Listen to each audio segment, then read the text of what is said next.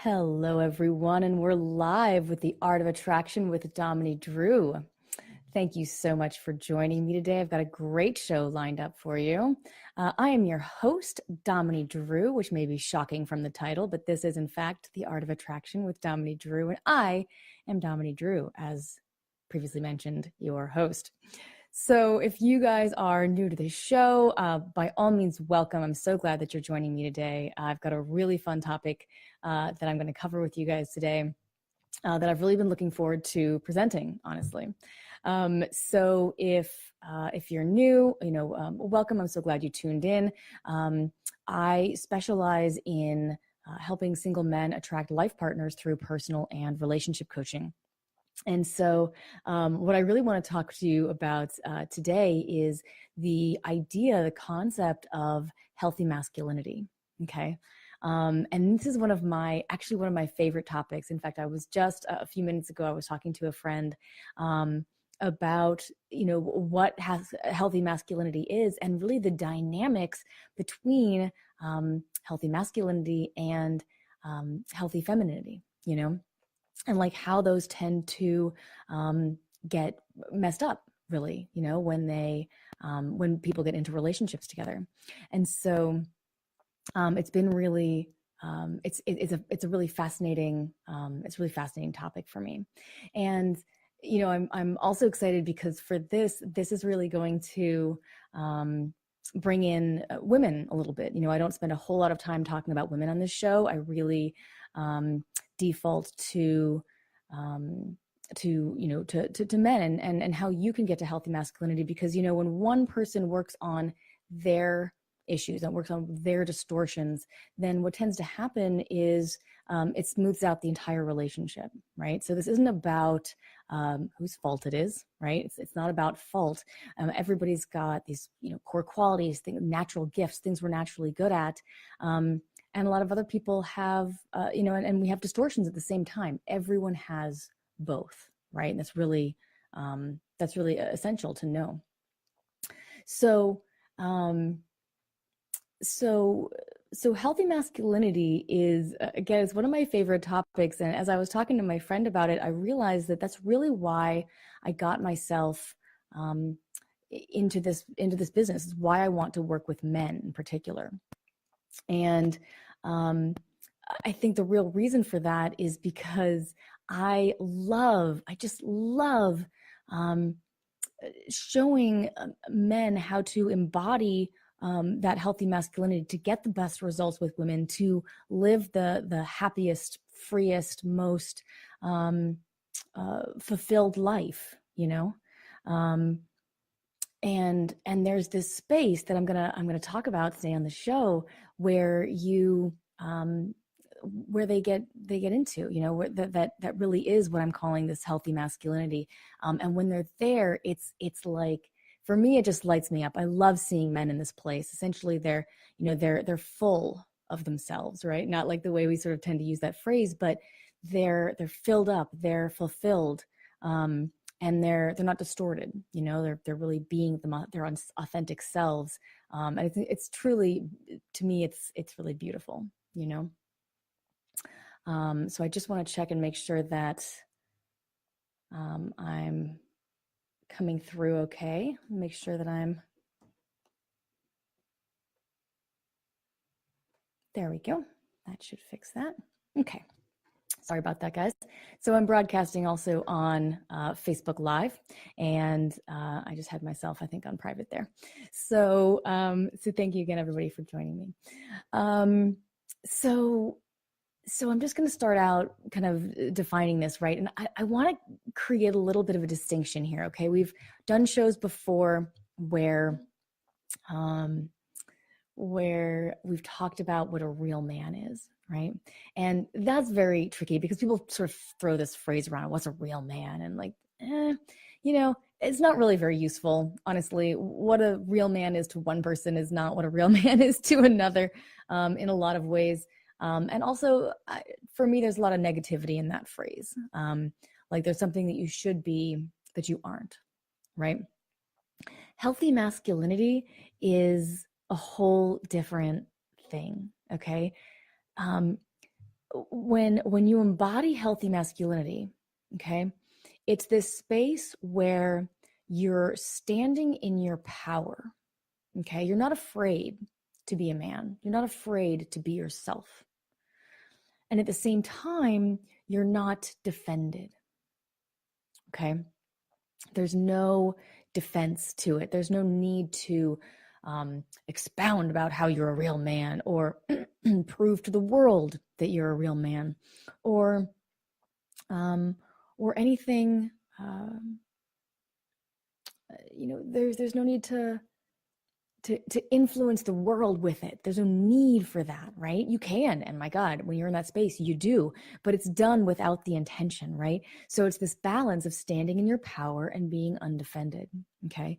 And by undefended, defenses can look like anything, right? We talk a lot about that on this show.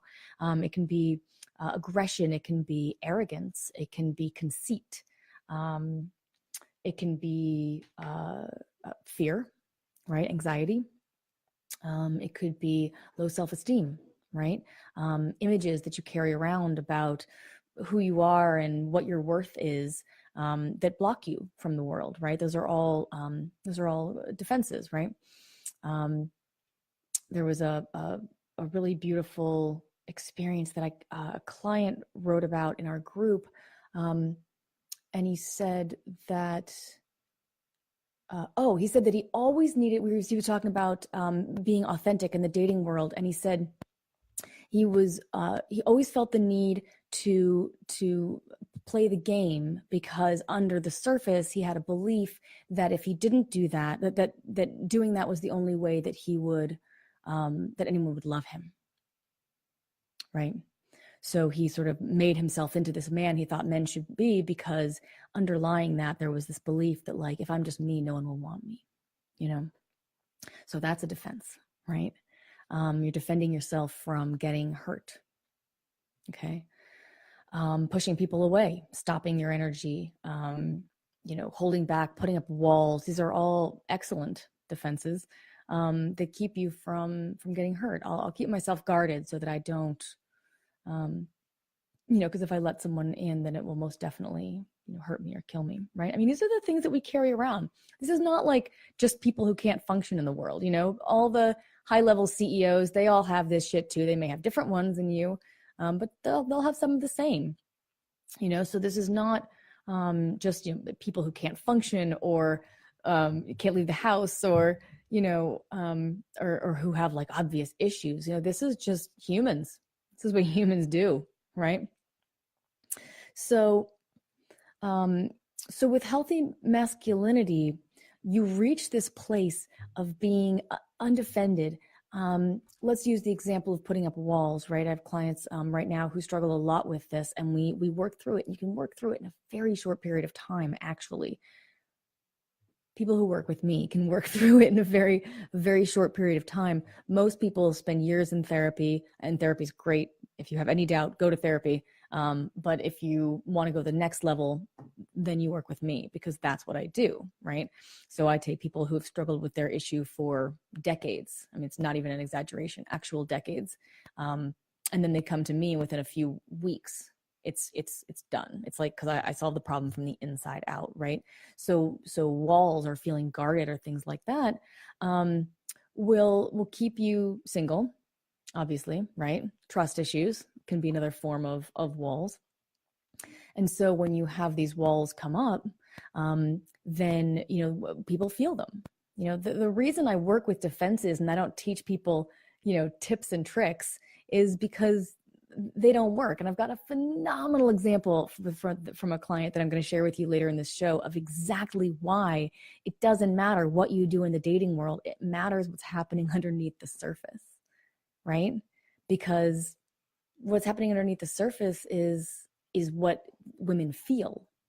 You can be speaking whatever, you can say whatever words you want, but the meaning underneath it is what actually creates the change, right? That's what actually creates the effect in the world. So if you're like, okay, today I'm really open-hearted and I'm loving and I'm not totally gonna be undefended, and you've still got your walls up, your mental walls up, they're deeper than the mental, but also in the mental, then you go out in the world, people are still going to treat you like you have walls up.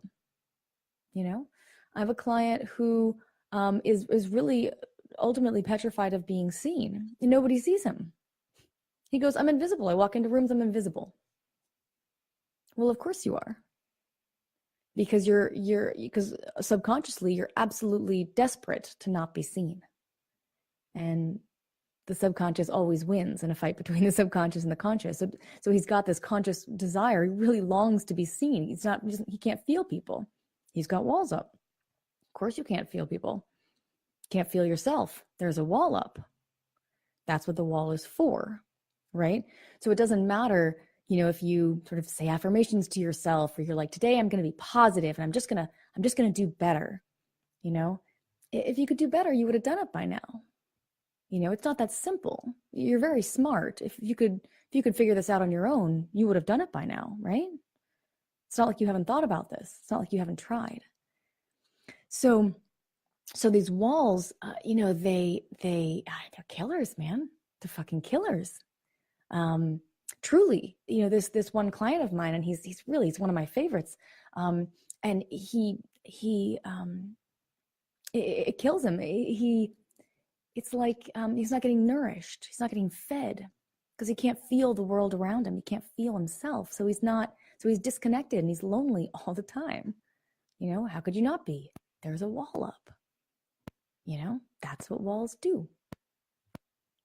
So whether or not, I give you all the great dating techniques or the great tips about what to say to women and what all women want to hear. Don't even get me started on that statement. It's like, oh, what do women want? Have you ever spoken to a woman? Have you ever spoken to a woman? Most of them have no fucking clue what they want. That's just most people in general, but that's not a fair question, right? Let alone to ask me, like I represent all women. I don't fucking know what women want. Shit. God, how could I possibly know that, right? But I do know how you're holding yourself back from what you want. That I can show you every single time with regularity.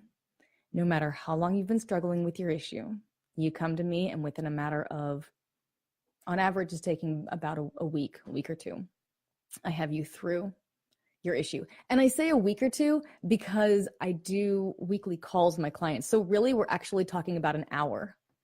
Within an hour, you know exactly why you're still single, and you know exactly what to do about it. Like, that's just the reality. That's the program that I sell. That's the service that I provide. So it's really incredibly powerful. And so within this, so you have this wall up, right? And I deal directly with the wall. So we go down, we go straight to the core of the issue. You don't need to know what to say to women. Guys come to me to see if they want to work with me, and I do like a free intro call, right? And they talk to me and they say, oh, I just, I can't meet women, right? Or I'm lonely all the time, or I just don't know what to say. If I just knew what to say, I would have a girlfriend. Really? Because, and I always ask them this, I go, okay, so let's say you're out in life, and let's say you walk into a coffee shop and you see a woman there that you find wildly attractive. What happens for you? What do you tend to do? And almost all, some men say they walk right up to her and introduce themselves. Most say, oh, I either assume that if I'm approached, I'm going to be creepy. Okay, projecting. I assume she has a boyfriend, projecting.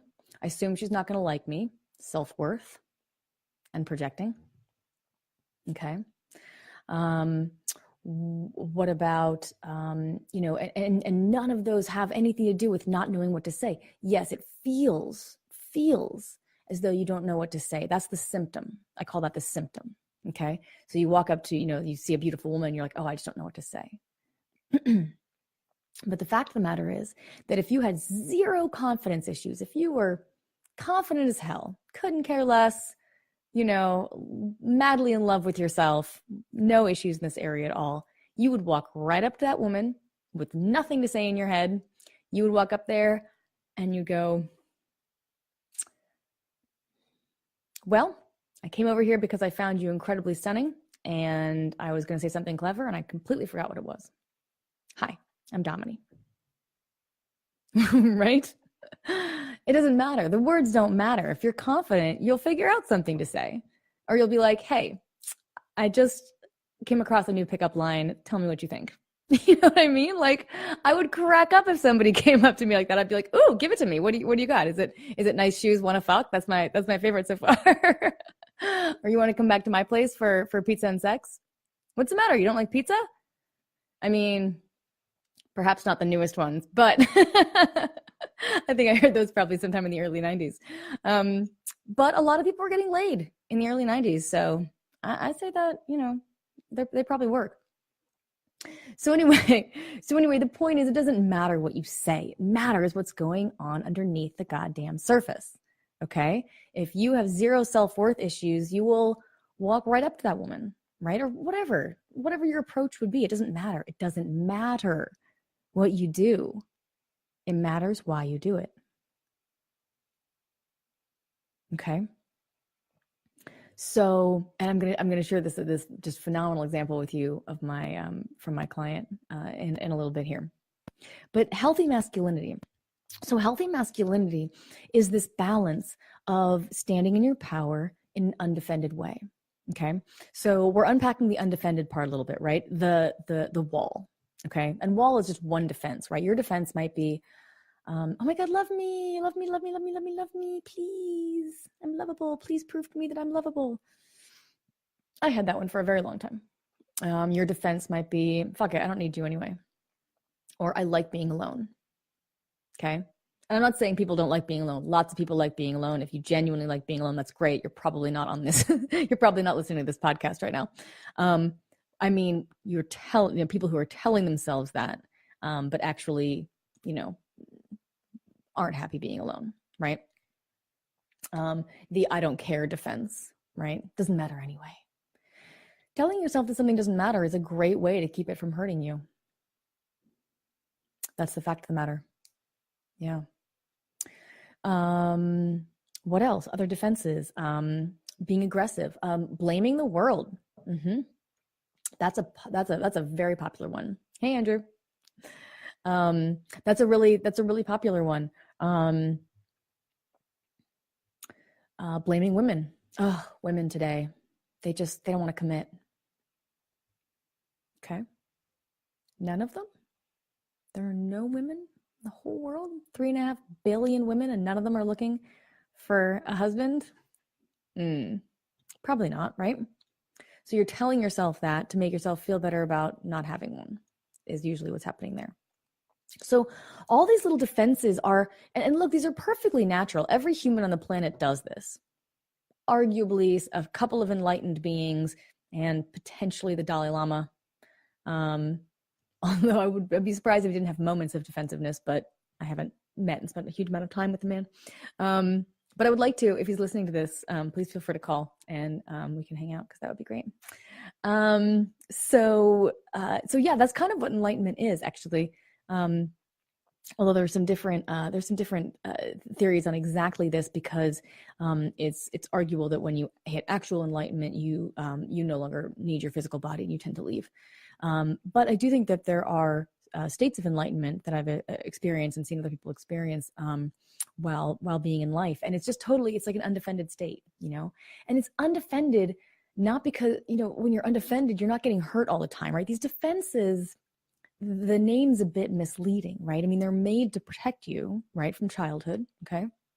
Because shit hurt in childhood. Of course shit hurt when you were in childhood. You were a child, everything was a bigger deal, everything hurt more because you were wide open, you're an adult now. The fact of the matter is that if the same thing happened now, that you're defending yourself, okay, say something happened when you were a kid and you've been defending yourself ever since on a subconscious level to keep it from happening again.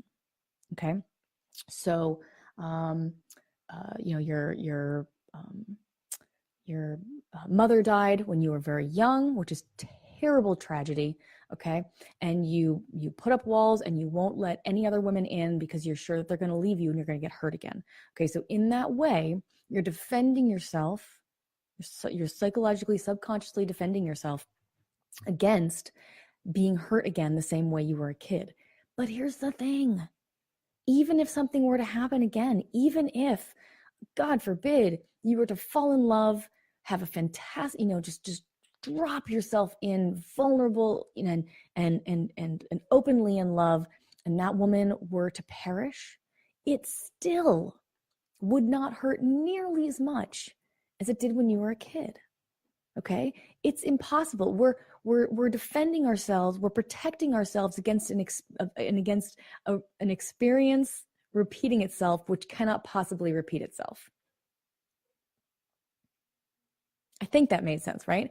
We're continuously protecting ourselves against something which, by definition, cannot happen again because you're an adult now.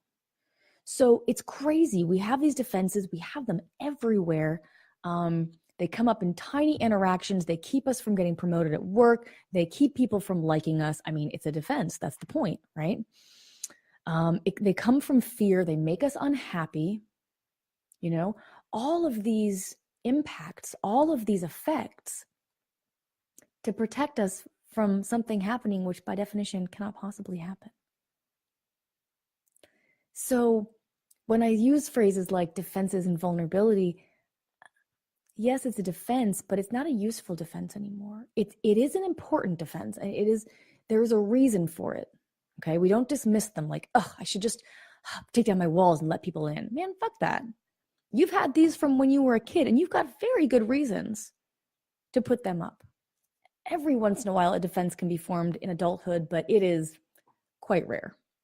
Just about everything comes down to what you experienced as a child. And my wording is intentional in there. Just about everything comes down to what you experienced as a child, not what happened, what you experienced. Okay?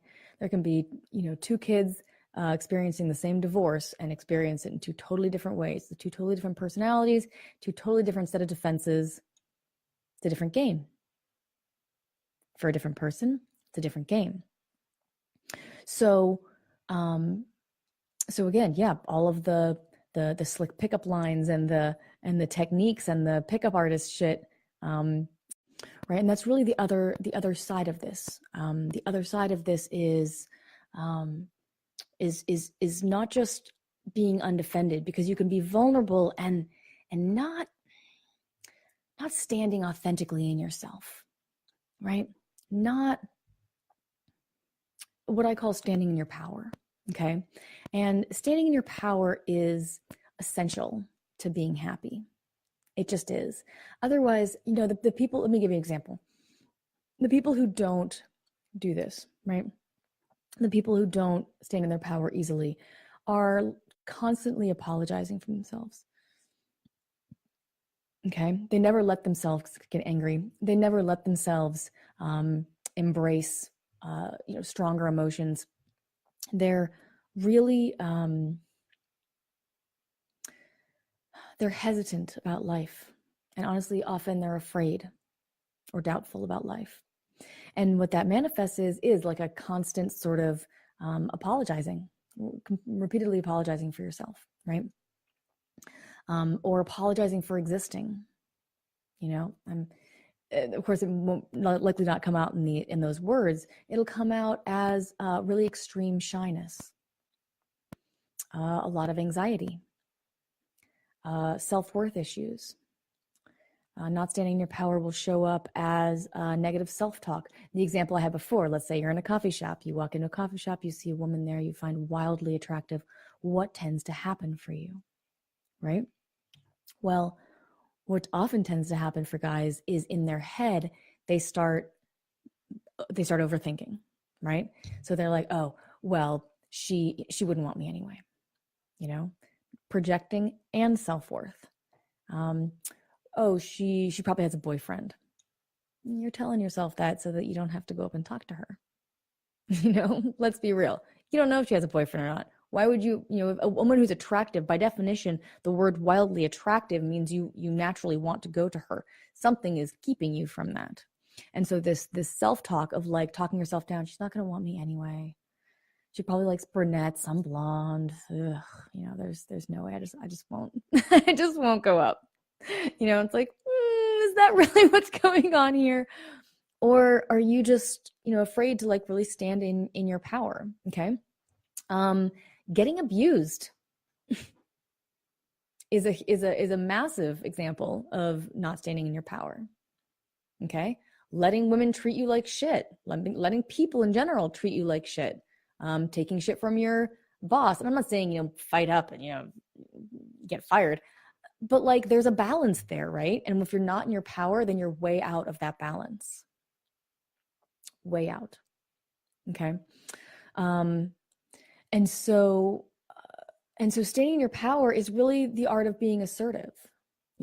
Assertiveness is really important. It allows you to pull out in traffic when you need to. It allows you to, go for better jobs, push your boundaries, grow as a person, learn more, apply to that college, which is like, kind of a stretch for, take risks, experience life. All of these things are essential. They're life force. It's experience. It's life. It's life, isn't it? The willingness to go on adventures. I've just discovered wandering around in mountains, which I just love.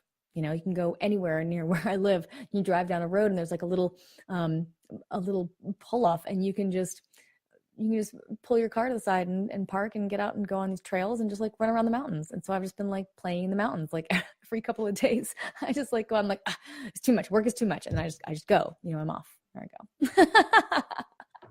And so, assertiveness, adventure, excitement. There's all these things that come through standing in your power, holding fucking boundaries. Huge. Being clear with your employees. All of these things require running a goddamn business. Requires standing in your power, doesn't it? Because if you're I'm sorry, I can just should I just I'm sorry, I shouldn't have said that. Why are you assuming you shouldn't have said that? Let's say you say something to me and you see me kind of have a reaction and you immediately start to backpedal, right? Like, oh gosh, hey, I'm sorry. Look, I'm sorry. I shouldn't have said it. And, without even checking it out, you see what happens there is a lot of things happening in your head in that sort of short part of the story that I just shared there. And you start to backpedal was the phrase that I used, but within that phrase is a lot happening in your system, right? So a lot of,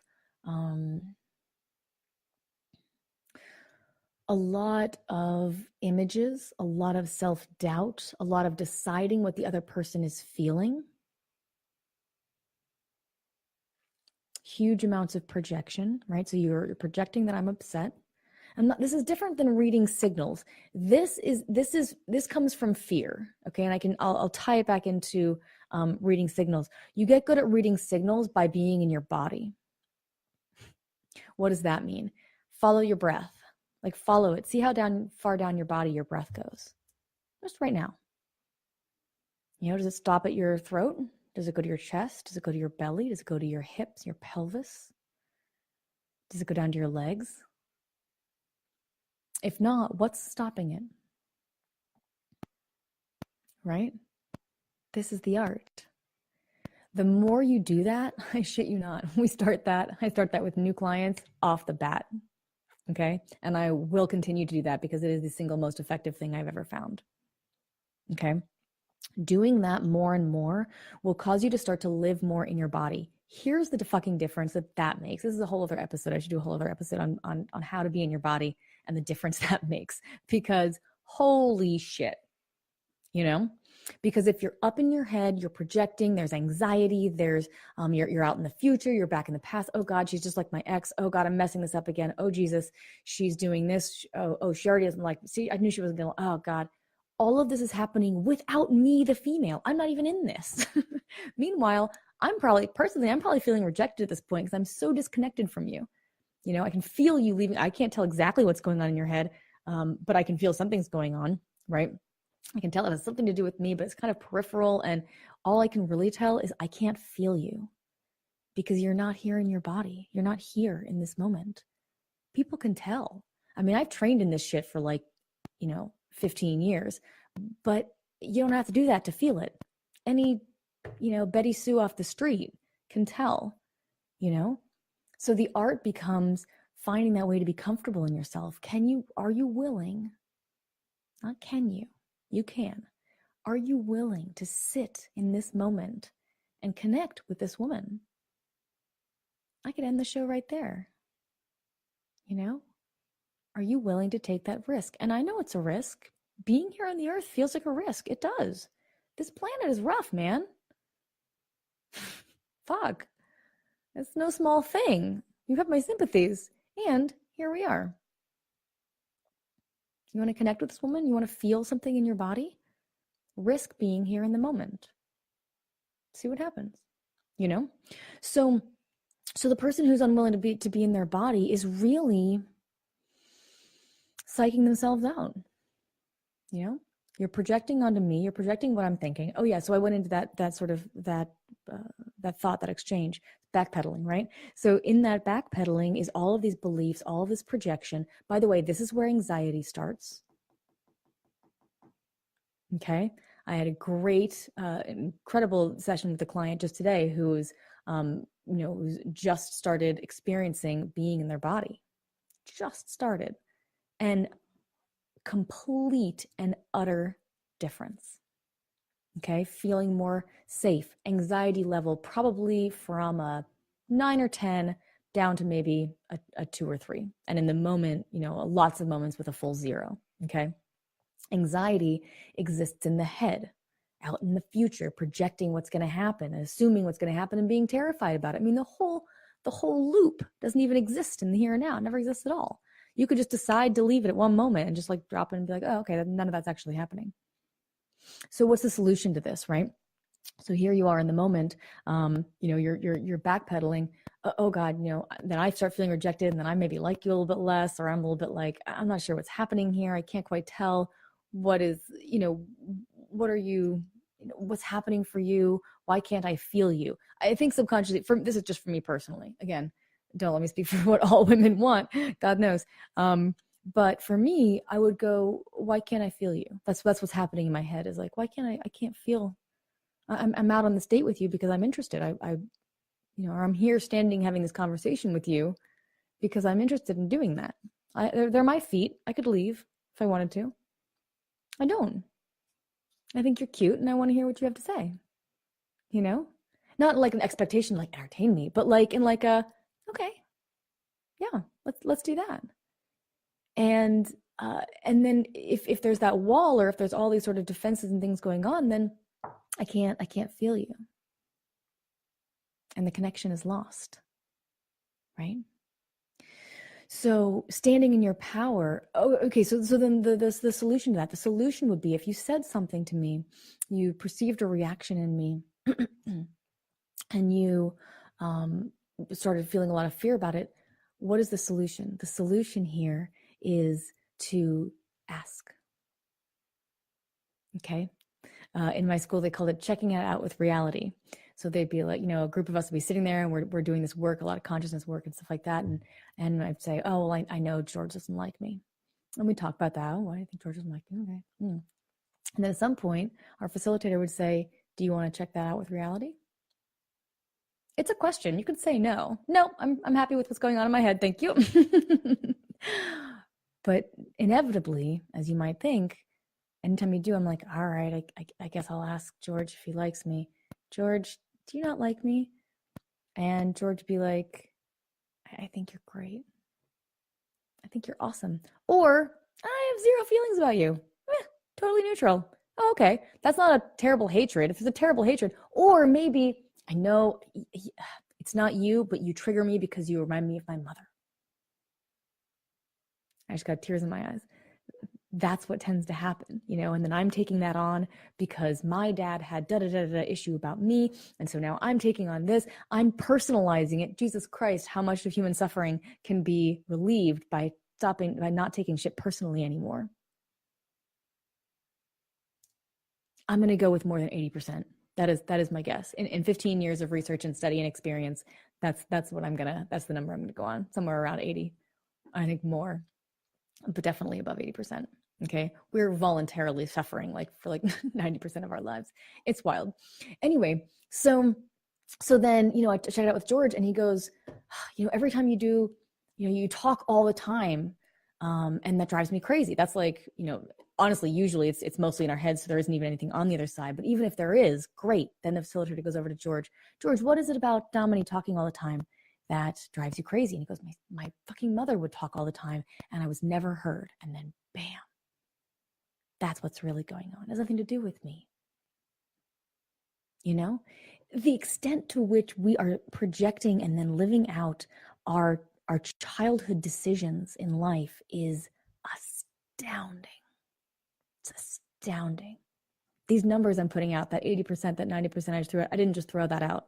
That is what I have, me and those who know much more than I do have found to be true in thousands of in seeing this process done thousands of times.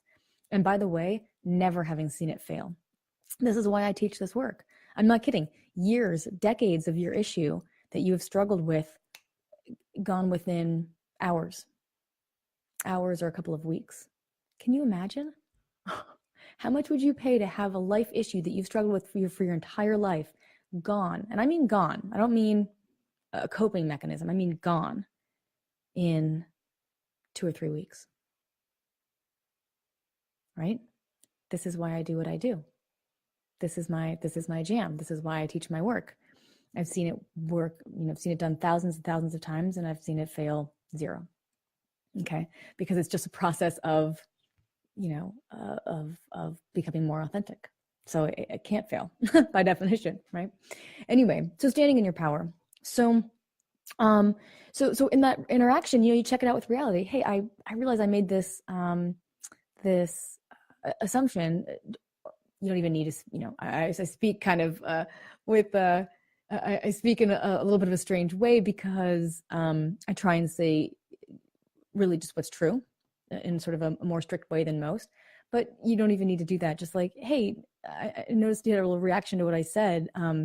What was that about? Or, hey, did I offend you earlier? Something like that. And then she'd go, oh God, you know what? I'm so sorry. No, I had this thought run across my mind of my mom, and she's sick, and I'm having a hard time with it, and so I sort of went into that when you were talking. Sorry about that. Oh, great.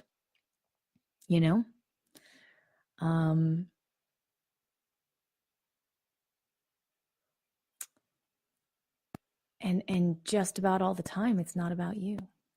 I actually had this happen once. Great example. So I was hanging out with a couple of friends of mine who are a couple. They're married. And I have a very flirtatious manner. That's kind of just how I am. It's how I express love.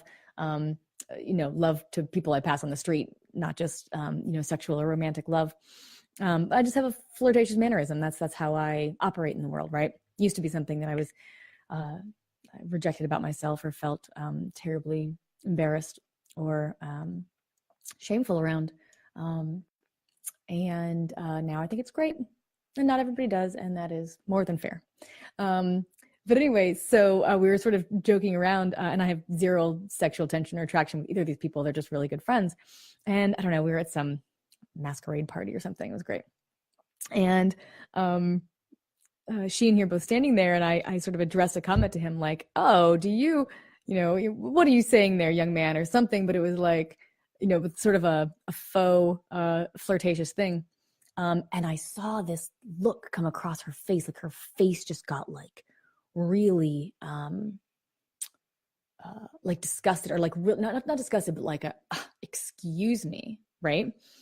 And that's not really her personality at all. And I was like stunned. I was like, whoa, hold on. Whoa, wait. And I felt myself go, oh my God. Did she think I was serious? Right. And it went on, the topic kind of changed, and we chatted about some other things. And probably not 2 minutes later, I was like, I'm so sorry. I just have to check this out. I just noticed your face like totally changed when I just said what I said to my friend there. did you, I was just messing around. Did you think that I was serious? And she looked totally blank and went, oh my God, no, it had nothing to do with you. I'm sorry. I do that sometimes. I've had other people say that to me where my face just does something that's utterly irrelevant. And there was no charge in her body. There was no like lying or anything. It just didn't, what happened in the outside just wasn't what was happening inside. And had I not checked that out, that could have been a real rift in the friendship, had I not asked. And it was a little ballsy to ask, you got to be a little bit brave, but like, here we are in life, you want to live it or you want to sit around? Either one's fine. People are doing both, but live, right? Why not live? And so that was a really powerful example of, thank God I checked that out, or, that could have really had serious implications. And I would have gone home being like, oh, see, Dominey, this is what you always do, your stories go. You check it out with reality, and all of the story you're telling yourself, all of the shit that's going on in your head, you can quiet it. Okay, instead of making up stories, deciding what people were feeling, taking responsibility for other people's reactions, the list goes on. Okay, it's really quite endless. So not stepping into your power can really have that effect. So for healthy masculinity, there really needs to be this balance of, yes, I'm willing to be here. Even in that moment, I think I've got very healthy masculinity actually. And both people have both, right? Women have masculinity and femininity, and men have masculinity and femininity, right? So the question becomes, how comfortable are you as a man with your masculinity? And then of course, the next question I'm going to ask, which is, how comfortable are you as a man with your femininity? Are you embarrassed about it? Do you push it away? Is femininity for pussies? What do you tell yourself? What story do you tell yourself to keep yourself safe and comfortable? Right? So this balance of masculine, of standing in your power, okay, in an undefended way. So if you're only standing in your power, but you're defensive, then you're aggressive. Right? You're defending yourself. You're like, I am a man and I shall be a man and you shall hear my manliness. And a lot of people aren't going to like that because it's obnoxious, because it's a defense. All defenses are obnoxious. You can be perfectly sweet and defensive too, and it's equally obnoxious. But, there it is. Or you could be totally undefended, right? And not standing in your power. And that would manifest as a kind of collapse. Okay, like, oh, I don't matter anyway. Well, that's not going to make you very happy as a man, is it? Doesn't make you very happy as a woman either, but I'm just using the example here. So I want to share with you this experience that I had with my client recently, and it was absolutely fascinating. And it was a perfect example. And I actually said this at a time. It was a perfect example of why it is that we teach the work. By we, I mean me. I'm the only one who does it. Other people teach my work. A few other people do, but within my business, I'm the only one that teaches or coaches. Why I teach the work the way I do. Okay. Why don't I teach you tips and tricks? Why don't I teach you what to say to a woman? Why don't I teach you, when to reach out or when not to reach out, or how to find the right women or things like that, right? I mean, I do, like, I go into those things, but here's why that's not the main focus, okay? So a client comes to me and he says that he had met a woman on Facebook, okay? And he was interested in reaching out to her, right? And he got on the call to ask whether or not he should, right? And we talked about her a little bit and kind of got a sense of his interest level and her interest level and things like that. And I said, okay, why don't we drop in and see what's there? Because in order to talk about this on sort of a conscious level, it kind of becomes a battle of knowledge. It's like, well, do I know more about this than you do? Do I know more about how women act or how women respond when people reach out to them on Facebook. I mean, like, I haven't read that research paper. I don't know how women tend to reach out on Facebook. I know a few obvious things, like, you know, if you're making an online profile on Tinder and you're not like showing your face, that's probably going to tank. Fucking common sense, guys. But this is, you know, these are smart men. You know, you're a man, you're smart, common sense. You know, if you know you're talking to a girl and she asks you for money, that's not a girl. That's not someone you want to date. Stop it. Delete it immediately. That is in no way. You know, I've got guys come to me with these ridiculous stories. They're like, she asked me for money, but I think it's really, no, you've never met her. Even if you have, you want to support your girlfriend, you've known her for a year, that's great. You know, if you just met someone online, there's no time when that's okay, right? So as far as, you know, should I reach out on Facebook? Should I not reach out on Facebook? Okay. I don't think there's an answer to that question as it is, right? How could I know? I don't know you. I don't know your luck on Facebook. I don't know her. I don't think anyone could possibly have the correct answer to that, right? So instead, we go into my area of expertise, right? Great. Let's drop in and see what's there. Okay. So we dropped in and did a great job. Dropped right into his body. And immediately, I mean, within probably 10 seconds, 10, 15 seconds, he goes, well, I see a little boy. And I go, okay. And this is just like following your breath down and kind of tuning into your body. And what it does here, to explain, is, and the reason I say, you know, if we have this conversation with a conscious mind, it becomes a battle of knowledge. Who knows more? And then you're kind of, you know, it's a crapshoot, isn't it? Who's right and who's not? Boy, I sure shouldn't have reached out to her. Or boy, I sure should have, right? And so what happens when you follow your breath down into your body is you shift, okay, from your conscious mind into your subconscious. And that just happens. I don't know, it just happens. You hear people say body has wisdom, okay? There is more information and more healing potential in your body than you can possibly imagine, unless you have seen it work countless times. So when I say I've seen this work thousands of times and I've never seen it not work, this is what I'm talking about. Okay, this is the work that I teach. And when you drop into your subconscious, bam, we are at the source. Okay, if you're like, I don't know why I'm single, and I can ask some questions like, are you going out to meet people and things like that? But that's not where the answer is, because everything that's conscious, just about, you've already thought of. If it were accessible with your conscious mind, you would have figured it out by now, right? So he comes on the call, he drops in down to his body, and he gets this sort of visual. Bam. Okay. He sees a little boy. Okay. And it turns out the little boy was him, right? Around 4. Okay. Little 4-year-old boy. Great. And this was when he had dropped in and he'd asked, you know, we'd sort of said, okay, let's drop in and see whether or not you should reach out to this woman. So that was like the template that we'd set. That was the intention, was, you know, what should I do here with this woman? And then this little boy comes up immediately. Okay. Him when he was 4. And I said, okay, so what does this little boy need? And the little boy said, I need validation that I'm lovable.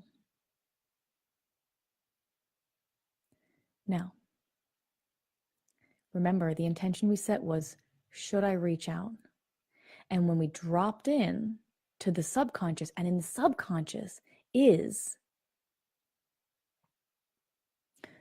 the underlying reason, right, for why you would be reaching out. So let's say I were to reach out and you drop in and this little boy comes up and says, I want validation that I'm lovable. Okay. So that was underneath his desire to reach out. That was the actual intention in him reaching out, underneath the surface. Okay.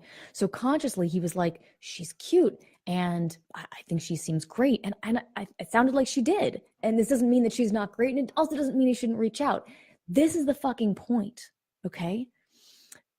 It doesn't matter what you do. It didn't matter whether he reached out or not. This is exactly what I said to him, right? It doesn't matter whether you reach out or not.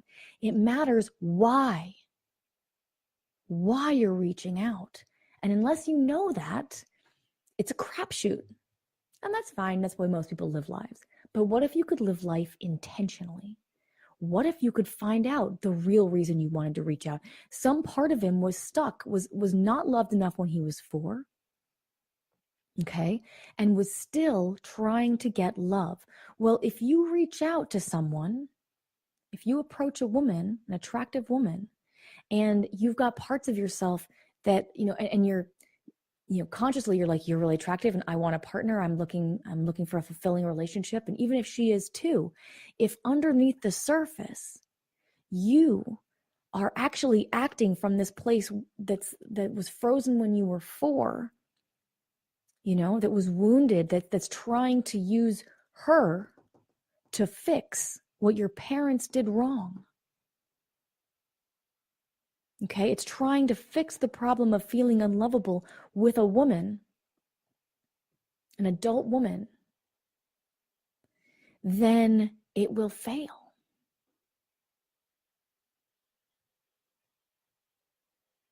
So the subconscious intention was to validate.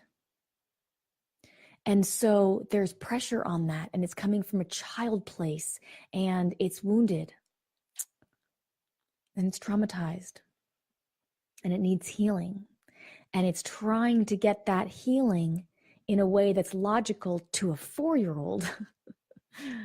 Right? It isn't actually illogical, but it is not actually illogical. It is logical to a child's brain, because that is literally how old this piece of you is. And we all have this.